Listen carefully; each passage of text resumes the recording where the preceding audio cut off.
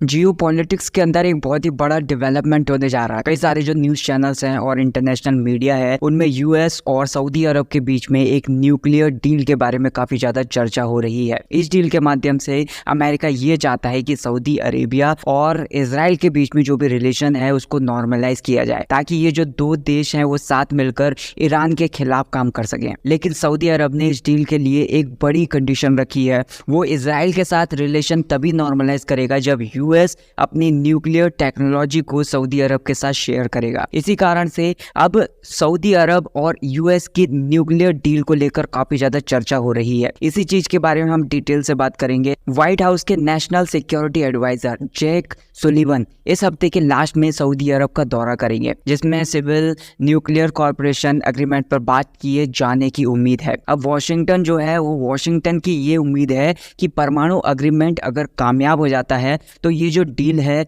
वो Israel Saudi अरब के relation को नॉर्मलाइज करेगा। इस डील के अंदर कुछ इंपॉर्टेंट चीजें भी हैं, जैसे कि यूएस अपनी न्यूक्लियर टेक्नोलॉजी को सऊदी अरब के साथ शेयर करने के माध्यम से दोनों देशों को फायदा हो सकता है। यूएस, सऊदी अरब और इजराइल मिलकर ईरान के खिलाफ काम कर सकते हैं, जिससे क्षेत्र में स्टेबिलिटी और सिक्योरिटी बढ़ सकती है। अब सऊदी अरब को क्या फायदा हो सकता है इससे? सऊदी अरब अपनी ऊर्जा ऑटोनॉमी को बढ़ाने के लिए न्यूक्लियर ऊर्जा का यूज कर सकता है। यूएस और सऊदी अरब मिलकर ईरान के खिलाफ काम कर सकते हैं, जो क्षेत्र में सिक्योरिटी को बढ़ा सकता है। ऊर्जा किसी भी देश के विकास का इंजन होता है। ये अलग अलग क्षेत्रों में ऊर्जा का यूज करने की क्षमता को बढ़ाता है, जैसे कि इंडस्ट्री, ट्रांसपोर्टेशन और डोमेस्टिक यूज। ऊर्जा ऑटोनॉमी के बढ़ जाने से अर्थव्यवस्था में पॉजिटिव इफेक्ट होता है।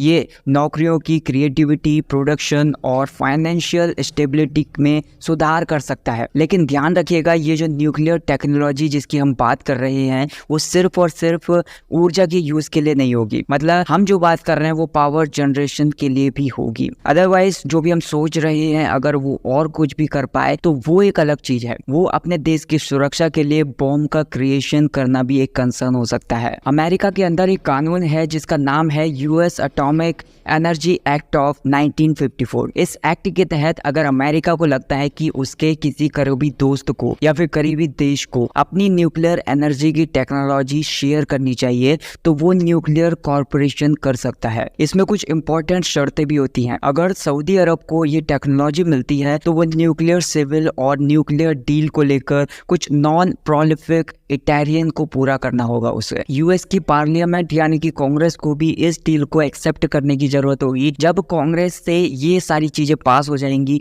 तभी अमेरिका सऊदी अरब के साथ इस डील को कर सकेगा। अब हम बात कर लेते हैं कि सऊदी अरब के लिए ये डील इंपॉर्टेंट क्यों है। सऊदी अरब ने अपनी ऊर्जा ऑटोनॉमी बढ़ाने के लिए एक इंपॉर्टेंट कदम उठाया है। ये जो डील है उनके लिए दो मेन कारणों से इंपॉर्टेंट हो सकती है। न्यूक्लियर ऊर्जा के विकास से सऊदी अरब अपनी ऊर्जा ऑटोनॉमी बढ़ा सकता है। ये उन्हें अपनी ऊर्जा की जरूरतों को पूरा करने में मदद करेगी। दुनिया में ऊर्जा की डिमांड बढ़ रही है और ये जो डील है वो सऊदी अरब को अपनी एनर्जी रिसोर्सेज को कमर्शियली यूज करने में मदद कर सकती है। इसके साथ साथ सऊदी अरब को ये डील अपने इकोनॉमी को डेवलप करने में भी मदद कर सकती है। ये उन्हें न्यूक्लियर ऊर्जा के डेवलपमेंट में लीड करने में मदद कर सकती है, जो उनके डेवलपमेंट के लिए बहुत ज्यादा इंपॉर्टेंट है। सऊदी अरब के क्राउन प्रिंस के लिए ये सबसे इंपॉर्टेंट कारण है। वे अपने देश के विकास में एक उद्देश्य भरा प्लान, जिसे विजन 2030 कहा जाता है, उसको लेकर आए हैं। इस प्लान के तहत सऊदी अरब ये चाहता है कि वो बहुत सारे इन्वेस्टमेंट को रिन्यूएबल एनर्जी की ओर दिशा दें, ताकि वे कार्बन उत्सर्जन को कम कर सकें। क्योंकि क्लाइमेट चेंज के बारे में तो चर्चाएं आजकल हो ही रही हैं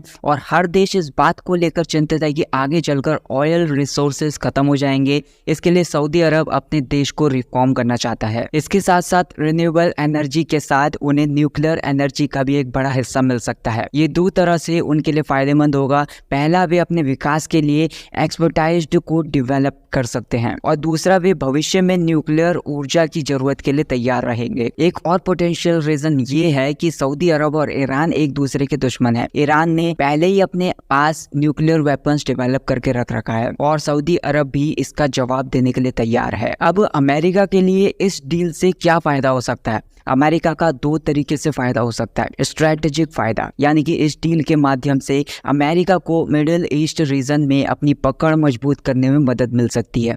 ये उन्हें ईरान के खिलाफ एक बड़ा गठबंधन बनाने की मदद कर सकती है। इसके साथ साथ ये डील अमेरिका को अपनी नेशनल सिक्योरिटी को मजबूत करने में भी मदद कर सकती है। अभी प्रेजेंट टाइम में ये डील करना बहुत ज्यादा मुश्किल हो रहा है। इसका मेन कारण ये है कि इजराइल और गाजा के बीच अभी वॉर जारी है और ये अभी भी खत्म नहीं हुआ है। इस वॉर के बीच में बहुत सारे लोगों की मौके पर मौत भी हो रही है। इस सिचुएशन में सऊदी अरब और यूएस के बीच में न्यूक्लियर डील करना बहुत ज्यादा चैलेंजिंग होगा। इसके अलावा इजराइल के साथ रिलेशन नॉर्मलाइज करना भी बहुत बड़ा चैलेंज हो सकता है। इस डील को करने के लिए कई और भी मुद्दे हैं, जैसे कि ये वॉर कब तक चलेगा और इसके बाद क्या होगा। ये सब बातें ध्यान में रखकर ही इस डील को फाइनलाइज किया जा सकता है। सऊदी अरब ने न्यूक्लियर एनर्जी के क्षेत्र में चीन की मदद लेने का फैसला किया है। इसके तहत चीनी company China national nuclear corporation ने सऊदी अरब के लिए न्यूक्लियर पावर प्लांट बनाने की कॉन्ट्रैक्ट की पेशेवर दावेदारी की है। इस प्रोजेक्ट के तहत यूरेनियम को एनरिचमेंट फैसिलिटी के माध्यम से हाईली एनरिच यूरेनियम में कन्वर्ट किया जा सकता है, जिससे बॉम्ब क्रिएशन के लिए सुटेबल मटेरियल मिल सकता है। इस प्रस्तावित प्लांट के लिए चल रहे कॉन्ट्रैक्ट में ये साफ नहीं किया गया है कि इसे कौन चलाएगा। ये देखने के लिए हमें ये देखना होगा कि सऊदी अरब और यूएस कितनी शर्तों को मानते हैं और ये कैसे ऑर्गेनाइज किया जाएगा। So that's it guys for this video. I hope आपको ये वीडियो पसंद आई होगी। इस चीज के बारे में आपके क्या विचार हैं मुझे कमेंट करके जरूर बताइए। अगर वीडियो पसंद आई तो वीडियो को लाइक कर देना, चैनल को सब्सक्राइब कर देना। Thank you so much for watching this video.